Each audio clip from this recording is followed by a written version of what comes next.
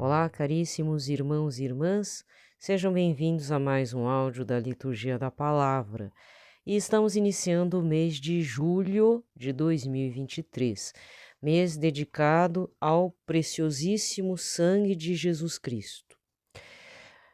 Toda a introdução do áudio sempre iniciamos de uma forma oracional.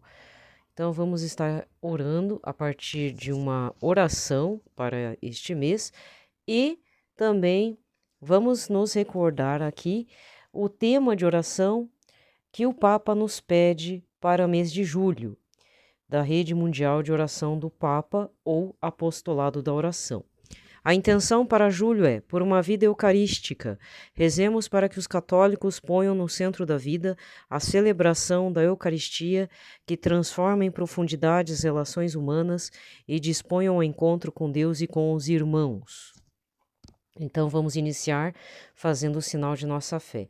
Pelo sinal da Santa Cruz, livrai-nos Deus nosso Senhor de todos os nossos inimigos, em nome do Pai, do Filho e do Espírito Santo.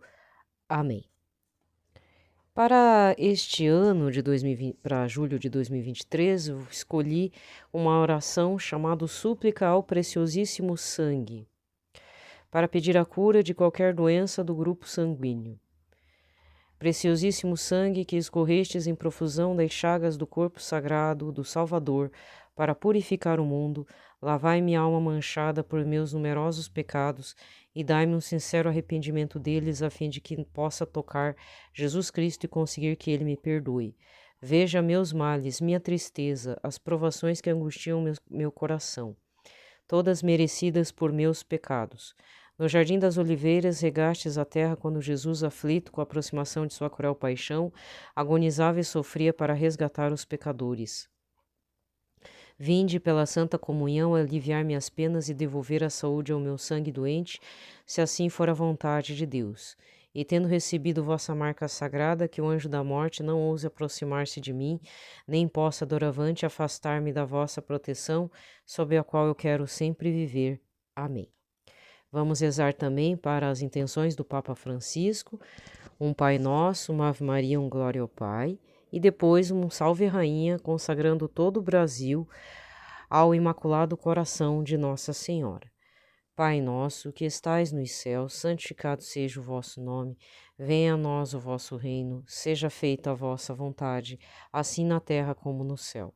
O pão nosso de cada dia nos dai hoje, perdoai-nos as nossas ofensas, assim como nós perdoamos a quem nos tem ofendido, não nos deixeis cair em tentação, mas livrai-nos do mal. Amém.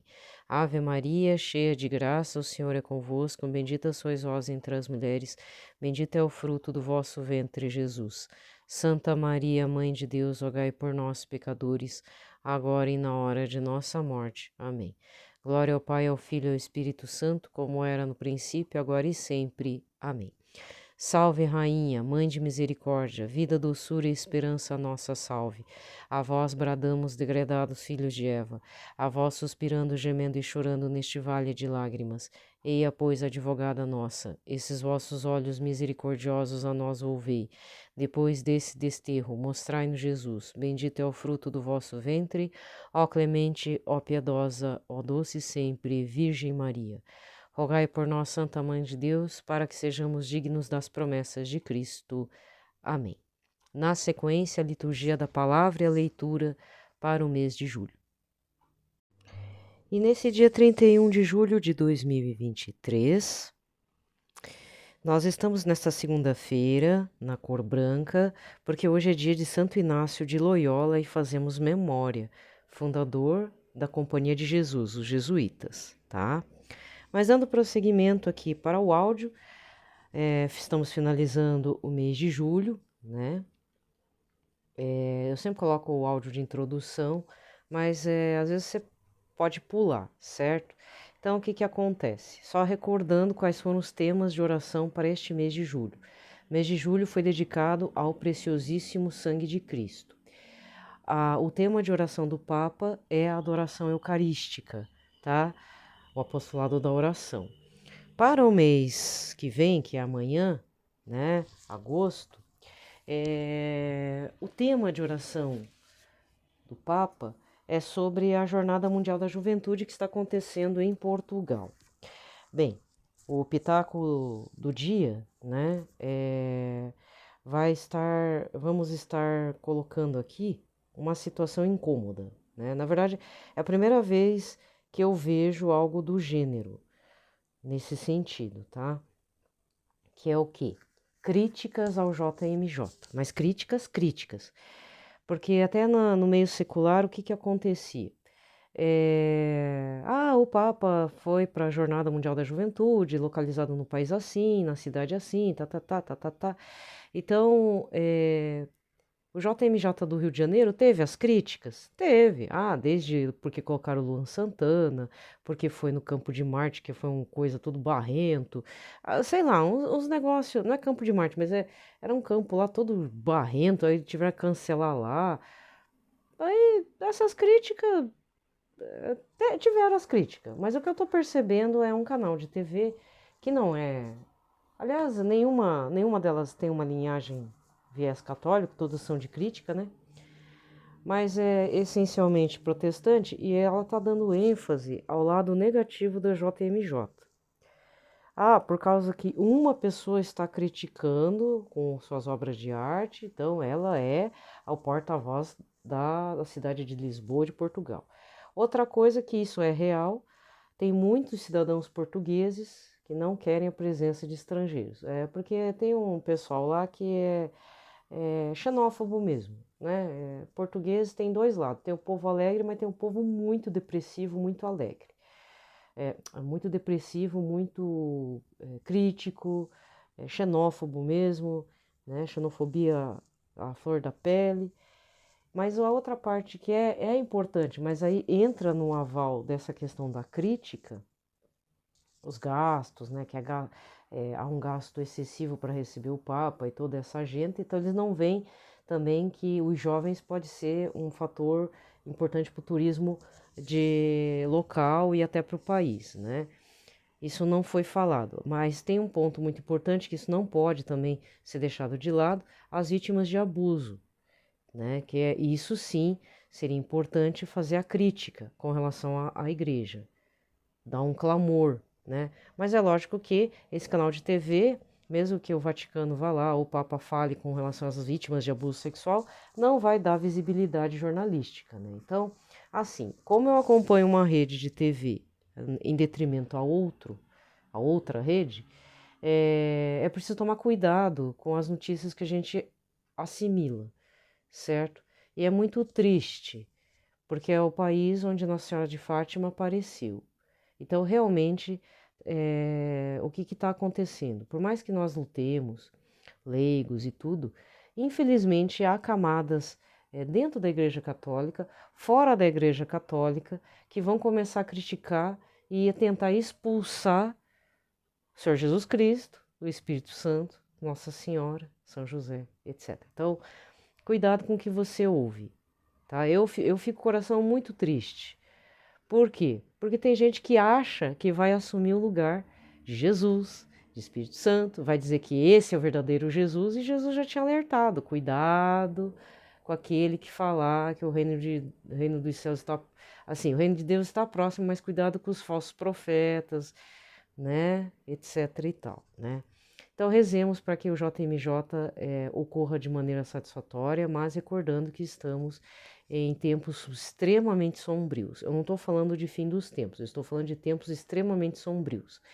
Já não foi legal aquela história, já não foi algo agradável, não é legal. Não foi agradável eu ter que ouvir que o corpo incorrupto de São Benedito virou cinzas por causa de um incêndio, ninguém teve como acudir, bombeiro disse que estava com outra emergência, né? Então isso até me soa como algo demoníaco, desculpa falar, isso na Itália. Tipo, ninguém deu bola tal e pegou fogo. É uma igreja só. A questão da relíquia é assim, ela é mais para nós do que para o próprio santo ou para o próprio Senhor Jesus Cristo. O corpo incorrupto lhe dá testemunho, né, da presença da graça de Deus e na vida eterna. Então, é uma muleta, assim, para nós, né? Não é São Benedito, Deve estar triste, lógico. Jesus também está triste, mas mas também eu não sei, não foi falado, mas será que as espécies consagradas foram queimadas? Né? Isso que também não foi falado. O que é mais importante? As espécies da comunhão consagradas ou o corpo incorrupto de São Benedito? Aí o corpo incorrupto tem que ir, né? Não deveria, mas tem que ir. Mas no caso foi o corpo inteiro de São Benedito. Perdeu. Mas você pensou se pegar fogo em São Giovanni Rotondo? São Padre Pio virou pó. Né? Muito triste, porque para mim, na minha concepção de leiga, o mais importante é que as espécies consagradas não peguem fogo. Porque o que tem que acudir primeiro no fogo? Ou numa enchente? É pegar o Senhor Jesus, o cibório, né? E sai correndo. Larga tudo para trás, infelizmente. Fazer o quê? Né? Mas de qualquer forma, essa notícia não me soou muito assim, sabe? Ficou muito ruim.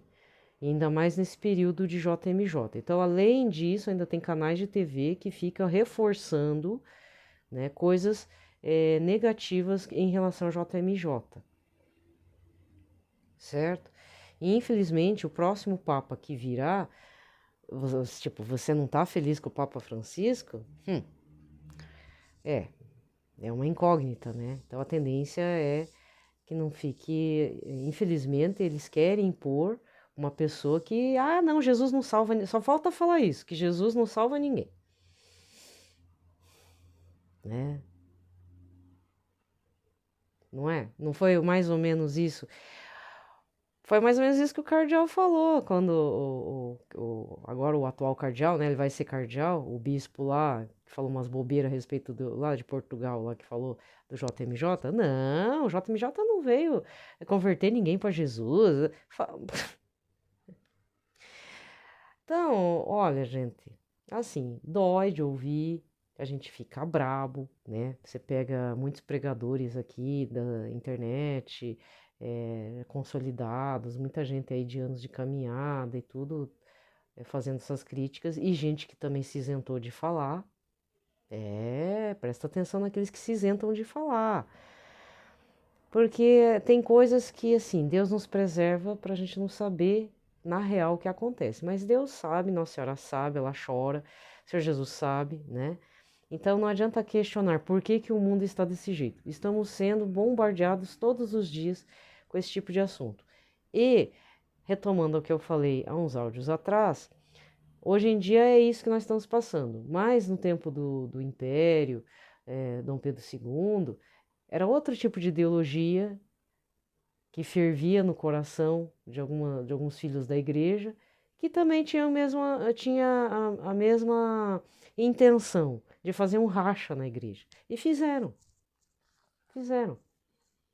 Ah, temos que retomar a família. Não, a família foi quebrada faz tempo.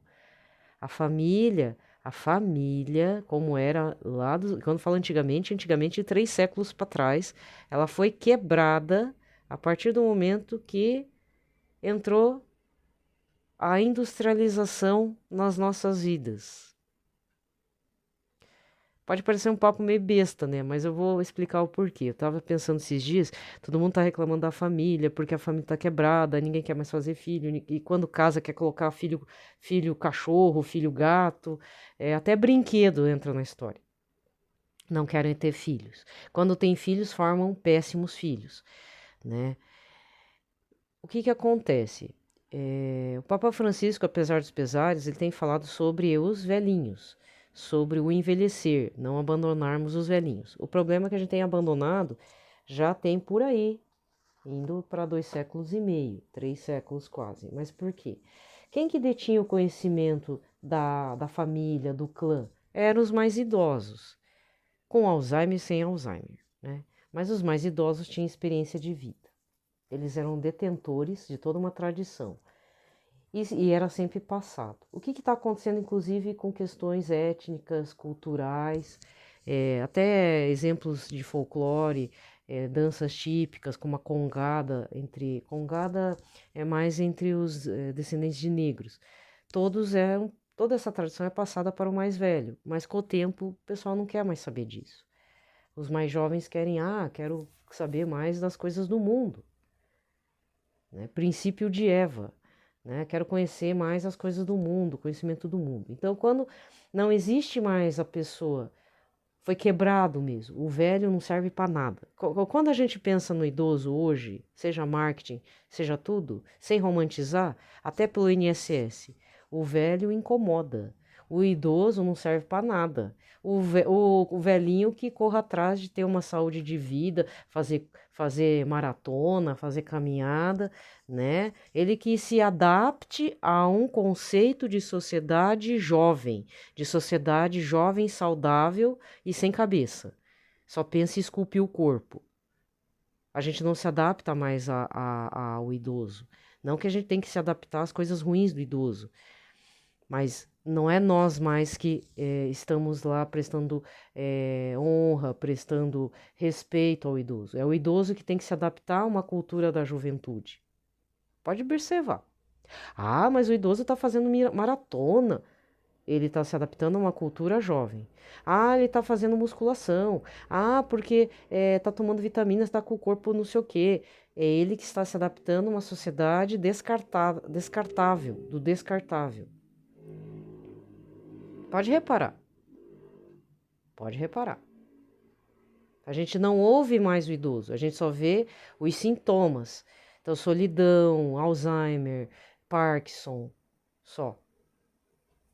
O idoso está lá largado, seja em casa ou seja nos asilos, que é pior ainda.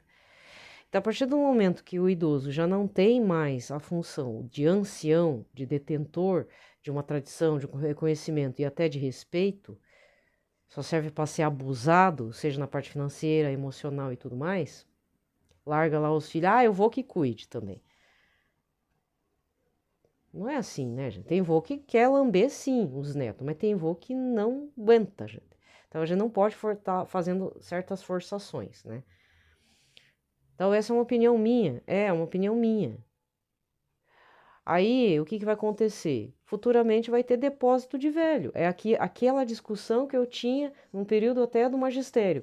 O que são creches? Depósito de crianças. Só que agora vai ter menos crianças e mais idosos. E aí? Todo mundo vai envelhecer, todo mundo vai desagregar, minha gente, né? O peso da vida, o peso do corpo vai se fazer sentir, sabe? O que, por exemplo, você com 20, 30 anos está usando aí uma roupa de 1 quilo. Eu, por exemplo, aconteceu isso. Teve uma época com 30 e poucos anos, eu comprei um uniforme escolar para suportar um inverno aqui em Curitiba. E malha, tudo, fiquei feliz, né? Essa mesma roupa eu tenho até hoje. Eu não consigo usar porque ela é muito pesada. Eu tive que comprar outros casacos de textura mais leve para eu poder suportar o inverno. E é roupa até de montanhista, que o pessoal usa para fazer trilha na montanha, na serra, assim, sabe? Porque é leve, fácil de lavar, você chacoalha, sai o orvalho, porque, gente, quem mora em região fria sofre. Deus o livre. Eu não cheguei nem a 50, já estou reclamando de uma peça de roupa. E eu mantenho essa peça para me lembrar que o que eu era no passado, o que vai ser meu futuro. Você, né? Então, o pessoal mais jovem acha que, vou continuar assim, não vai continuar não. E tudo tem época. Tem época para estudar, tem época até para casar, para casar quando eu falo, para ter filhos também. Porque quando a gente pensa em casar, você tem que pensar em proliferar a vida aí, né? E não é proliferar bicho, não é proliferar bicho, brinquedo, egoísmo e tal. Mas, infelizmente, é isso. Não é questão de se sujeitar a essa sociedade do descartável, mas, como diz, vai brigar com o mundo? Também não é questão de se sujeitar ao mundo, é uma questão de pensar. E agora, o que eu faço? Né? Ou vai falar assim, não, eu não descarto meus velhinhos da casa. Será? Tem pessoa de idade também que age como se fosse criança, né? Então aí não tem como dar o respeito, às vezes. Mas a gente tem que ter paciência nessas situações. Mas eu estou falando devido a uma reflexão que eu fiz, por causa de uma notícia a respeito do aumento das pessoas mais velhas no planeta. Porque isso é um sintoma geral. Ninguém quer fazer filho. Ninguém. Você vai na Coreia, não se casam lá.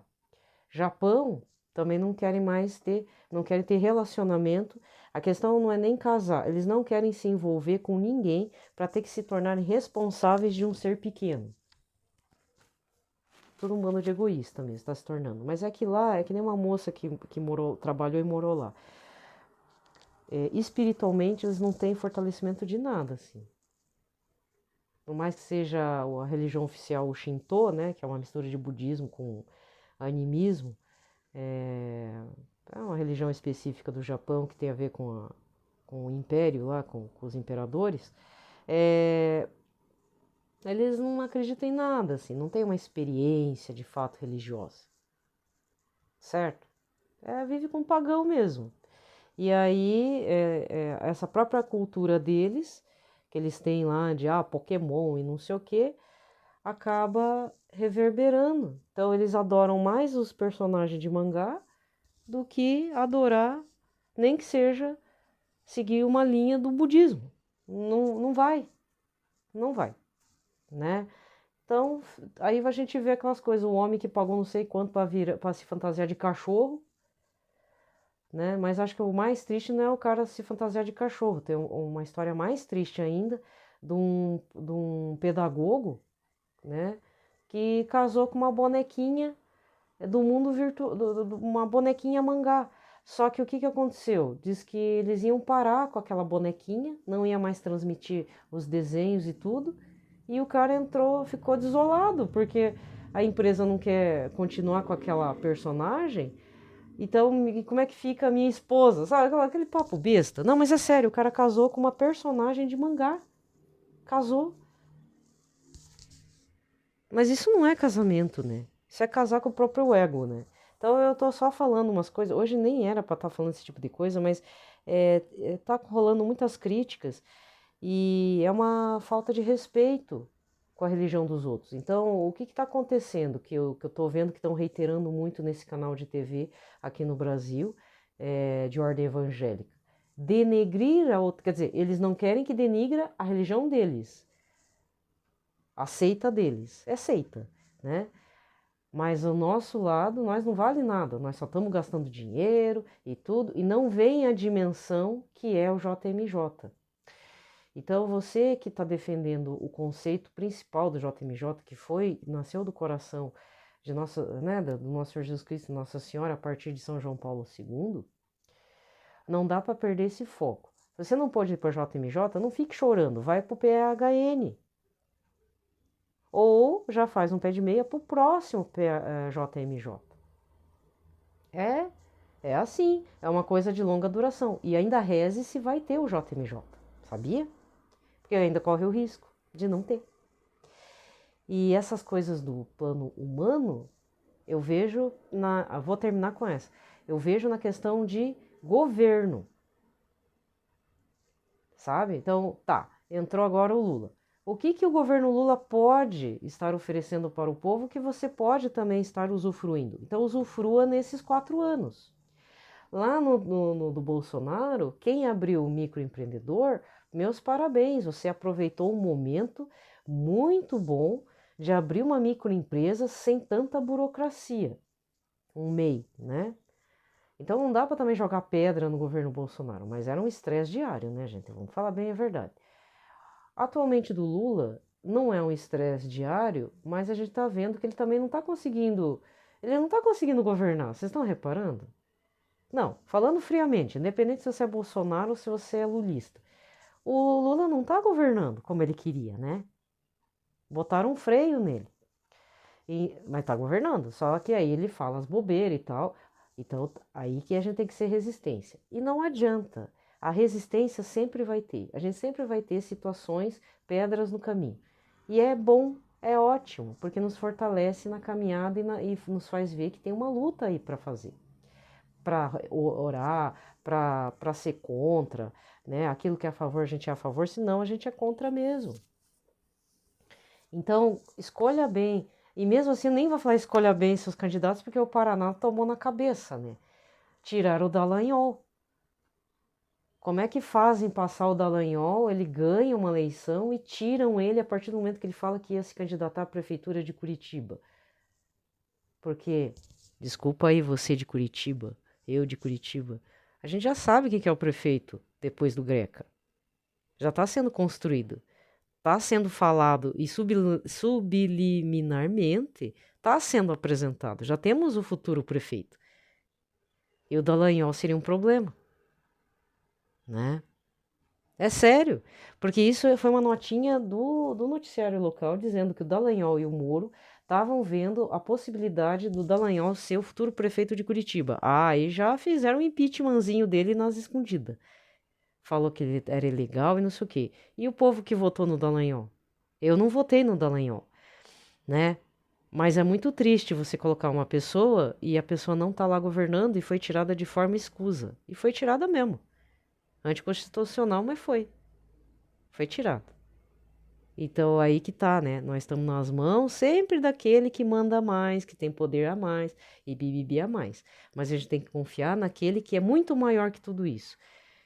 E ele não tá prometendo coisas materiais, mas ele faz a justiça, que é Jesus, né? Tá? Então, vamos parar de reclamar, vamos agradecer mais, mas acima de tudo, vermos realmente o que está acontecendo. É triste, mas a gente tem que continuar rezando, orando, não perdendo a fé.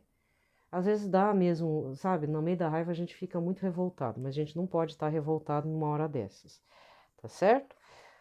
Então, atualizando as situações aí que acontecem, essa nota aí de jornalística, desculpa falar, mas é o tipo de coisa que a pessoa também não vem agregar, né? Só vem pedir dinheiro, diz que faz caridade, pode até fazer, mas só quer dinheiro, dinheiro, dinheiro. E aquela história, na hora que morrer, vamos ver se essa seita se sustenta, né? Na hora que o fundador morrer. Porque tem diferença, gente. Tem diferença.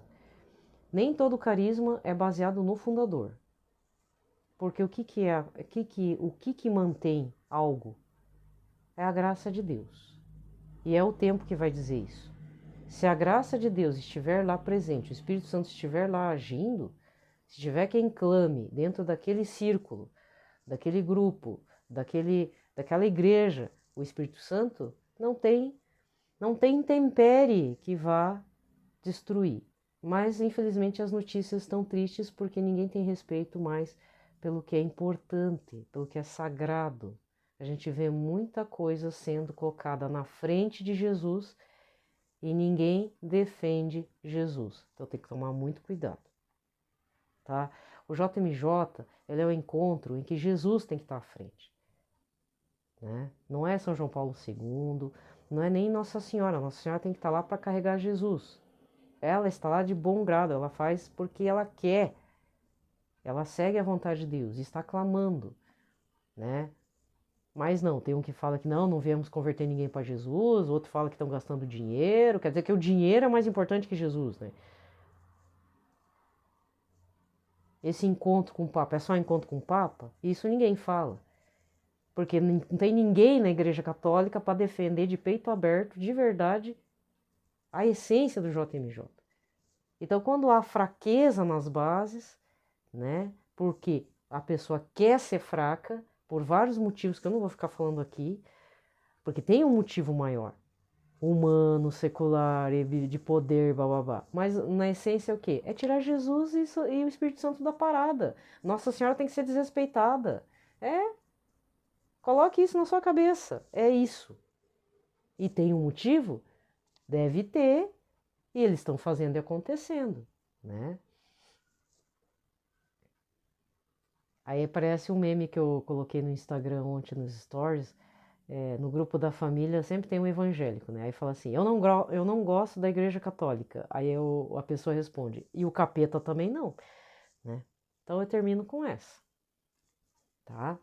Então assim, não perca as esperanças, mas a partir do momento que há um ataque muito grande a esse encontro tão importante que foi concretizado há 30 anos atrás, né, dados os inícios com São João Paulo II, é porque o JMJ tem a capacidade de converter jovens.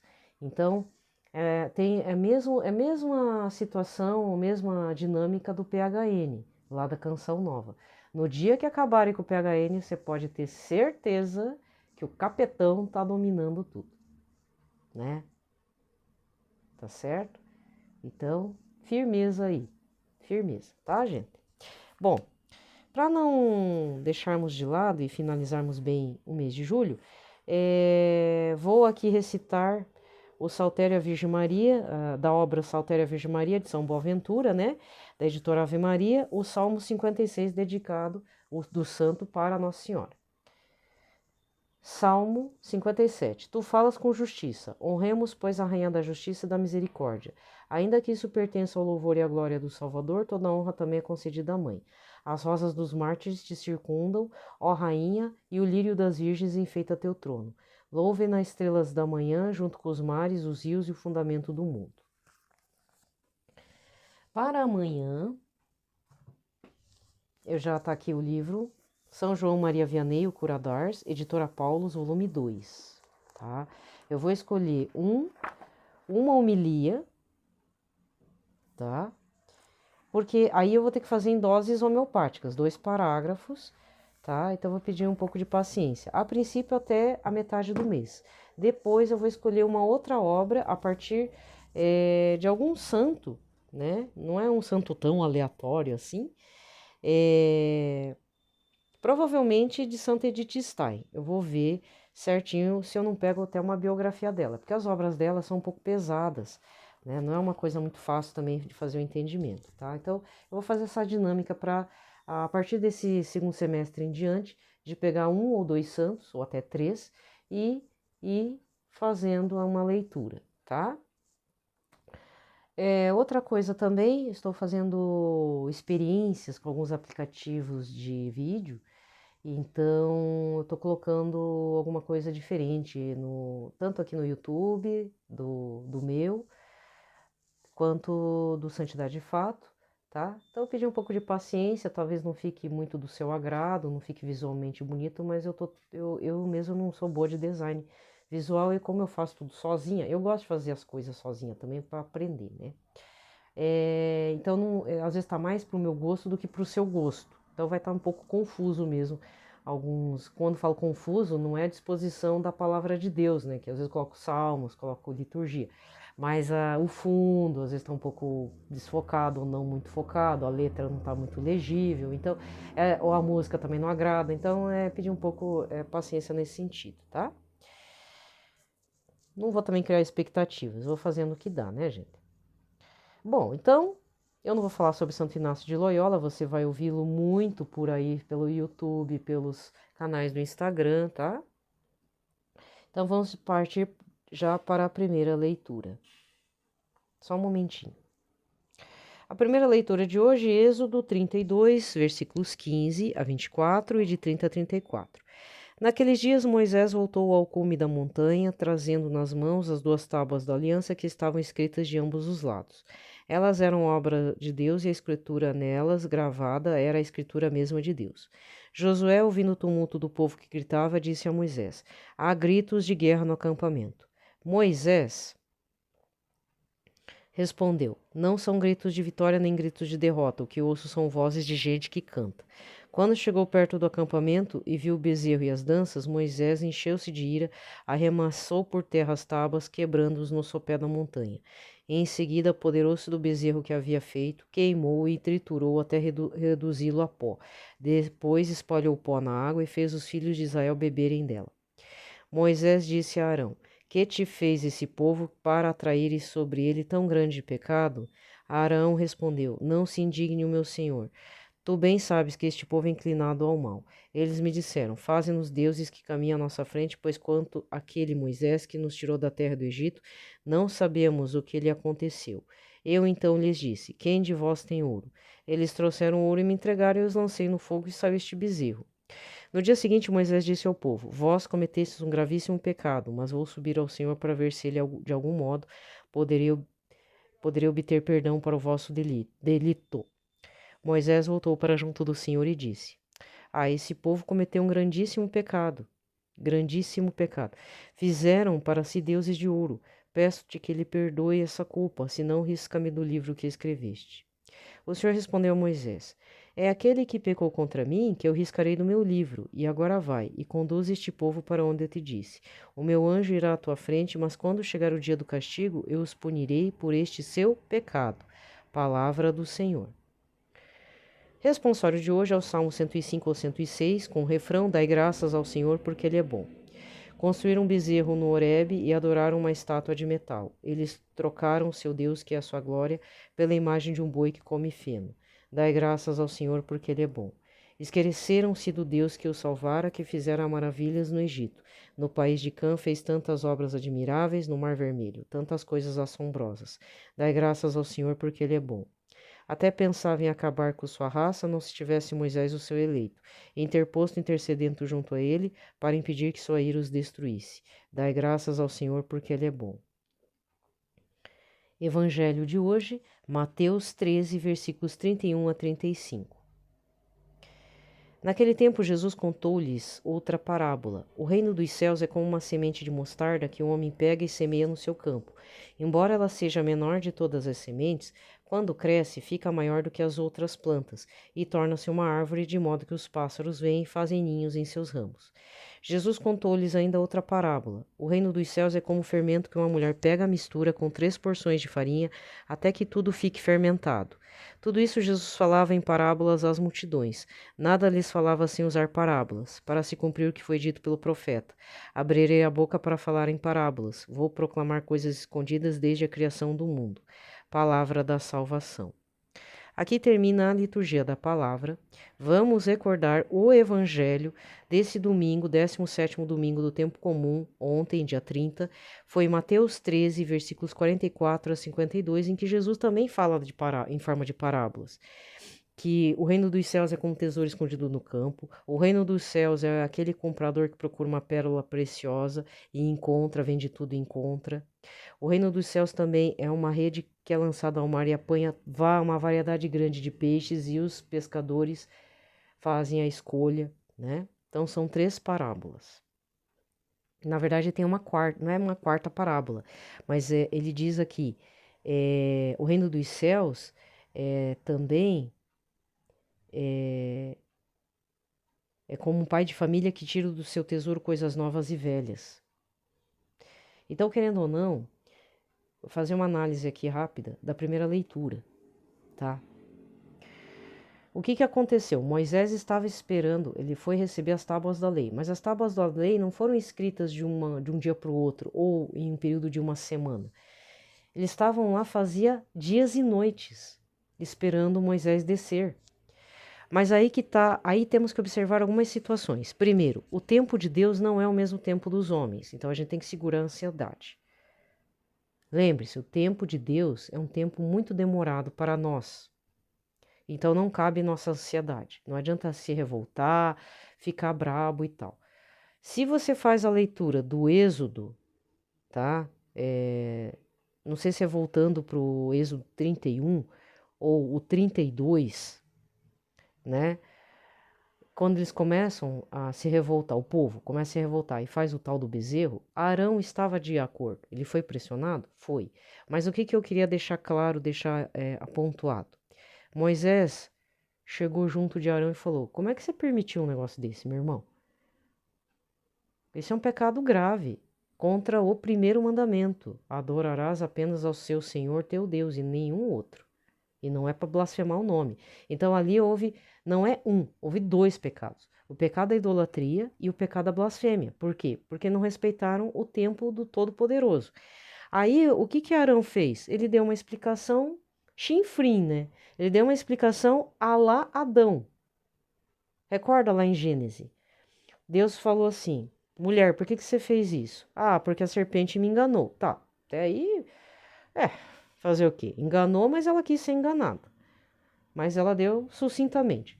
Quando chegou em Adão, o que o Adão falou? Ah, mas a mulher me enganou, porque só faltou que ele era inocente, que a mulher forçou ele. Não, os 2 erraram mesmo.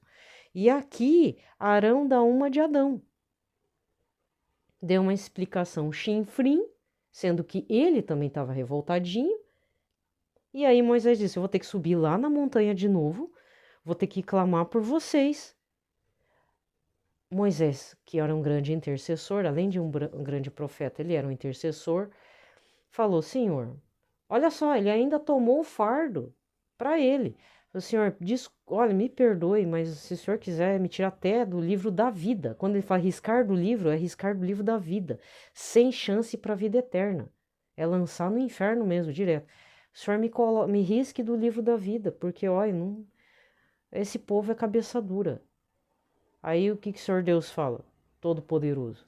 Ué, culpa não é sua. Você está no livro da vida. Eu vou riscar é quem fez, quem encabeçou tudo isso, que ainda fez esse pecado odioso. Quem coletou o ouro, quem deu a ideia. Então quer dizer que Arão também foi riscado do livro da vida? Não, acredito que não. Arão também foi, ele era levita, né? Ele que é o pai dos levitas. Eu acredito que não, apesar de todas as mancadas de Arão. Porque Arão e Miriam depois vai fazer de novo outra mancada lá na frente que nós sabemos, né?